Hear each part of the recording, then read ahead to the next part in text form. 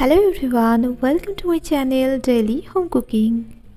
Hello everyone, আজকে আমি share করছি মুগ ডালের পিঠে।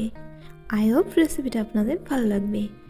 এই ভিডিওগুলো কিন্তু একদম নরম তুলতুলে আর অসাধারণ খেতে, রসালো। তো চলুন আজকের পিঠেগুলো বানানো শুরু করা যাক। মুগ ডালের পিঠে বানানোর জন্য লাগছে 1 কাপ মুগ ডাল। মুগ ডালটাকে হালকা ভুনে নিচ্ছি।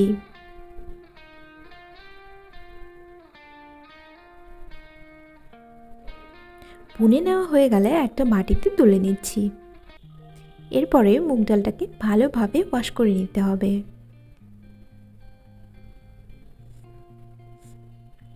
মুগ ডালটা ওয়াশ করা হয়ে গেলে আমি এটা কড়াইয়ে ঢেলে দিচ্ছি আর দিয়ে দিচ্ছি 1 কাপ জল, আর তার সঙ্গে দিয়ে দিচ্ছি 1 কাপ কাউ মিল্ক।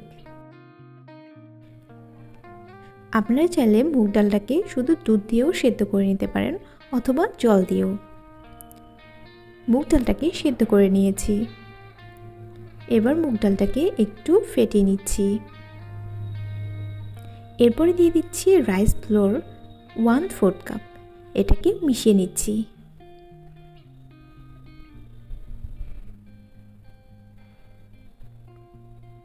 মেশানো হয়ে গেলে দিয়ে দিচ্ছি 1/3 কাপ পরিমাণ মতো কাউ মিল্ক।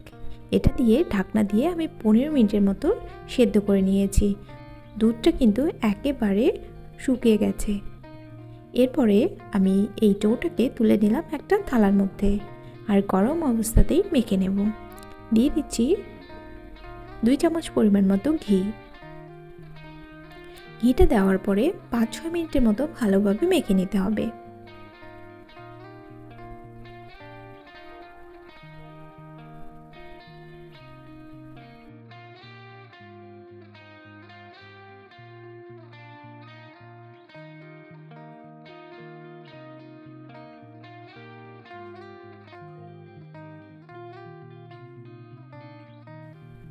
ডোটা ভালোভাবে মাখা হয়ে গেছে।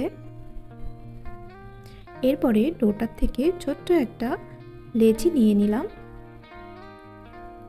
এবার আমি পিঠেটার একটা শেপ দিয়ে দেব।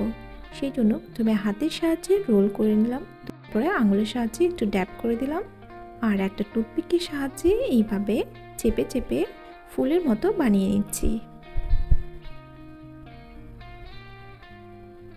এই পিঠেগুলো অনেক রকম ডিজাইনের বানানো যায়, তবে এই ডিজাইনটা খুব সুন্দর লাগে দেখতে, তাই এই ডিজাইনটাই আমি বানিয়ে নিচ্ছি। পরেরটাও একইভাবে বানিয়ে নিচ্ছি। আপনারা দেখলেই বুঝতে পারবেন কত সহজ বানানো। সবগুলোকেই বানানো হয়ে গেছে। এরপরে আমি একটা চিনি শিরা তৈরি করে নেব। চিনি শিরা বানানোর জন্য দিয়ে দিলাম 1 কাপ চিনি আর তার সঙ্গে দিয়ে দিলাম 1.5 কাপ পরিমাণ মতো জল।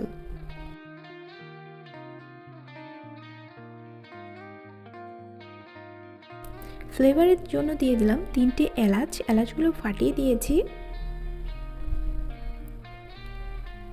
চিনি শিরাটা যখন একটু তার তৈরি হবে, তার তৈরি হওয়ার আগেই আমি নামিয়ে নেব।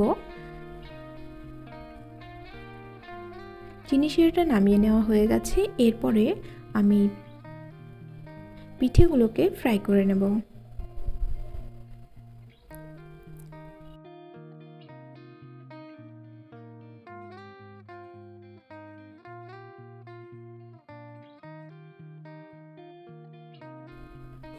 একদিকে ফ্রাই করা হয়ে গেছে, এরপরে আমি উল্টিয়ে নিচ্ছি।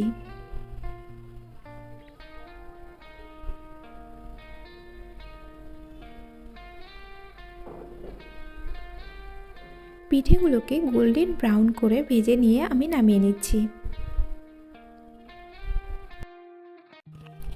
বাকি পিঠেগুলোকেও ভেজে নিচ্ছি।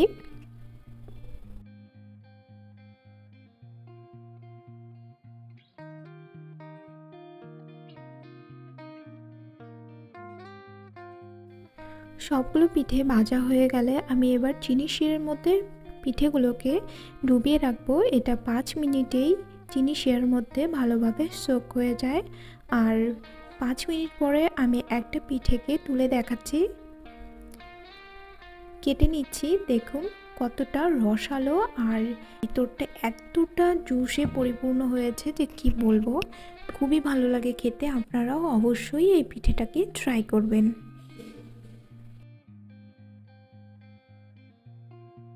আজকের রেসিপিটা আপনাদের কেমন লেগেছে অবশ্যই কমেন্ট করে জানাবেন।